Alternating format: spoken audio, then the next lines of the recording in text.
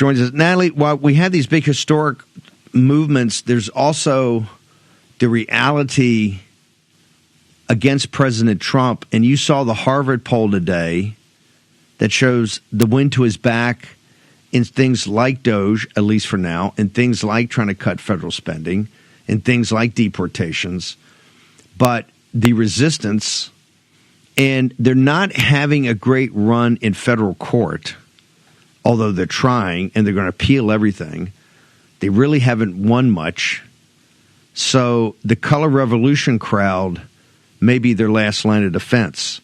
You've got some great updates on all of that. Natalie Winters, our White House correspondent. Ma'am. Yeah, I want to unironically quote the New York Times, which we very rarely do here in the War Room, but in a piece sort of updating on all the resistance tactics.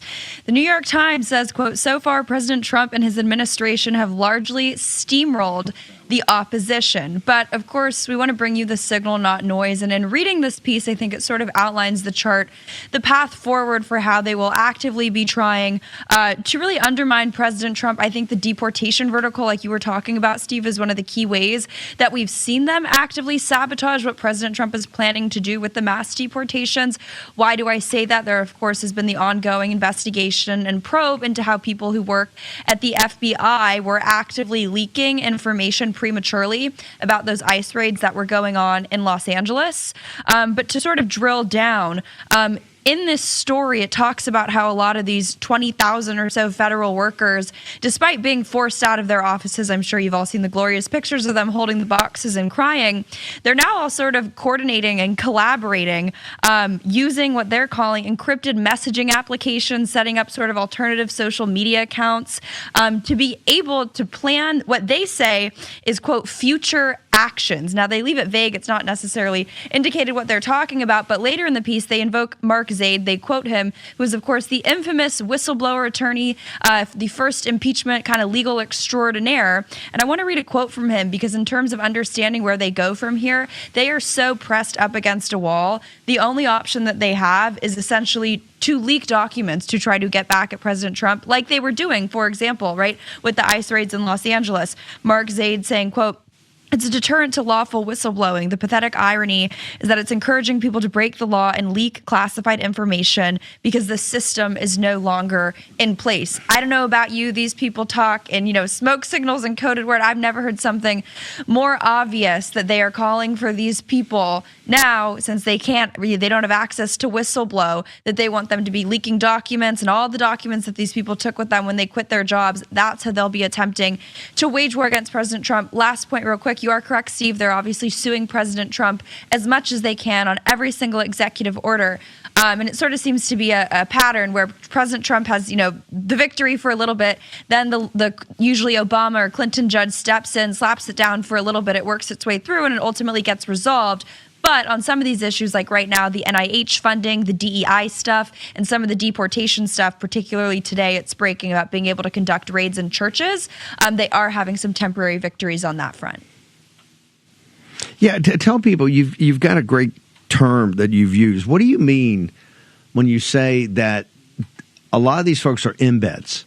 Because you have 2.5 million, and the Doge guys are doing a good job, but so far that's essentially been onesies, twosies. I think, overall, maybe, I don't know, count up with the people that took early retirement. I think they said 25 to 40,000. There's probably another 20,000 that, at least if you just add them up, have been let go, and maybe higher than that. But let's say it's under 100,000 of the 2.5 to 3 million federal employees.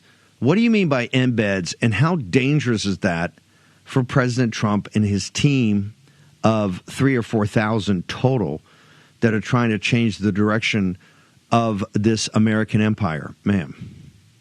Well, look, we get very analytical. We focus on linguistics here in the War Room. And the term embed, just like unelected bureaucrat, is very key to this debate. Because if you follow the mainstream media's coverage of this concept, the mass firings, what is the word that they are rinsing, and repeating? It's civil service, civil service, civil service, right? They hate the term unelected bureaucrat. I sort of put it through the paradigm of like undocumented immigrant and illegal alien, right? That's now the new linguistic battle. In the framing of it, these people people as unelected bureaucrats or embeds, I think speaks to the idea of someone like Mark Zaid, who is essentially a pipeline where they view all these federal employees not as people who are serving the American people. We saw that on display, full display, right during the first impeachment of President Trump. These are people who have their own conceptions, their own ideas, their own sort of Washington consensus of what policies should be.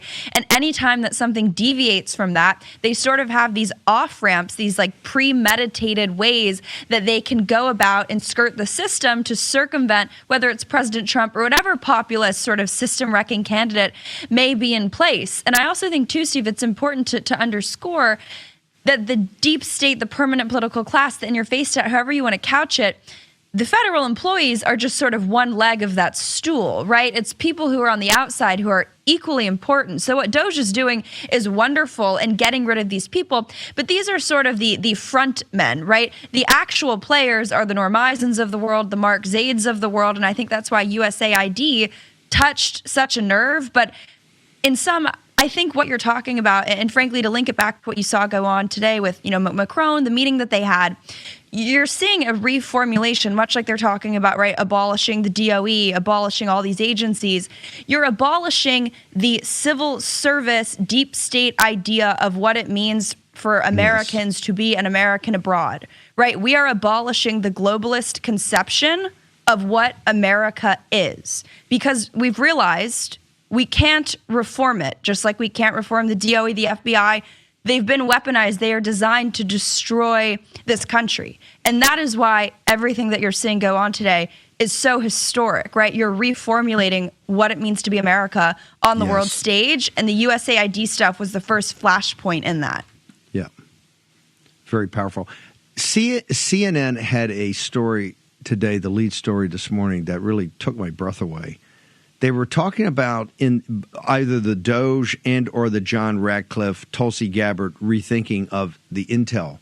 And really, as you know, we really want to go after the deep state, that it could leave so many people that had classified information out there to be a national security threat to the United States. And I thought, wow, are they actually saying that out loud? I mean, it's pretty stunning that the holding us hostage to actually taking apart the administrative state or the deep state, because they're saying, hey, these people have so much information, so much knowledge how the government works, and so much in the CIA case, so much highly classified information that they could be a threat to national security. Your thoughts, ma'am? Well, I think it's quite obviously sort of this idea of predictive programming, right? In the same way that they use the whole bird flu fear-mongering narrative to try to nuke the RFK confirmation.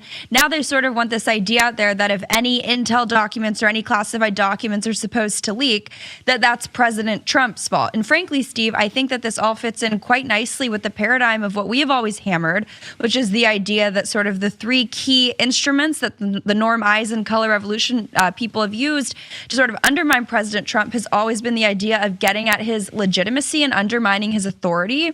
And I think that the attacks, right, the idea that you would have the intel community leaking either against him or just in general, threatening America's national security. I'm sure you can already see that chyron up on the screen. That's something that because they can't impeach him and they don't have traditional levers of power, I mean, it's a full-blown military-grade psyop, right? It's the idea that when President Trump is in control, they like to say America is less safe. I'm sorry, President Trump has been in office? We're coming on a little after 30 days. All the people who, for 4 years told us that we needed Joe Biden were the same people who mocked President Trump and said he was going to embarrass us on the world stage. The United Nations, for the first time after 119 Security Council meetings where all they did was continue to fan the flames of the Russia-Ukraine war, for the first time ever has put out a joint statement between Russia and Ukraine calling for, imagine this, peace instead of continued death. That's a huge win for President Trump. Sure, the UN is irrelevant, but it shows you how he is actively changing the perception, not just of America, but global affairs on the world stage, so that all they can throw at him are these like CNN, I was about to say CIA, I guess that's a Freudian slip, psyops, because that's all they have, the media, and they have to undermine his credibility and, continue on that dictator trope somehow. So they're going to do it by trying to act like President Trump is a threat to your national security from the very same people who let an invasion of this country to the tune of 15 million people happen in the last 4 years. One of the powers of your reporting has been you focus on personalities in back of these. and expose what their motives are, like the Noam Isons and Mark Elias of the world. Tell me about, we got a minute here. I'm going to hold you through the break. Tell me about Mark Zaid. He's also a piece of work, is he not, ma'am? Well, this is how you know we hit a nerve here in the War Room. I quote tweeted that article we were just talking about, and Mark Zaid decided to attack me, saying that I lacked basic reading comprehension skills. I, of course, shot back. I said, well, my reading comprehension is so good. I remember reading all the YouTube videos like the young Disney girls whose videos you used to like about them becoming, and I quote, women. So I remembered that well enough. But it shows you that we've hit a nerve. And frankly, Steve, these people are not used to being called out because it's a very left-wing media tactic to link names to these agendas, right? And I'm happy to culturally appropriate that. But you need to know people like Mark Zaid, people like Norm Eisen, the deep state. These people have names and phone numbers and addresses. The people who are trying to destroy this country, it's very clear who they are. We don't have to treat them like they're this nebulous entity. When they're not used to getting called out, and you can see the second that they get one marginal quote tweet, they melt down. Natalie, hang on, because we're going to talk about judges and people around judges when we return, because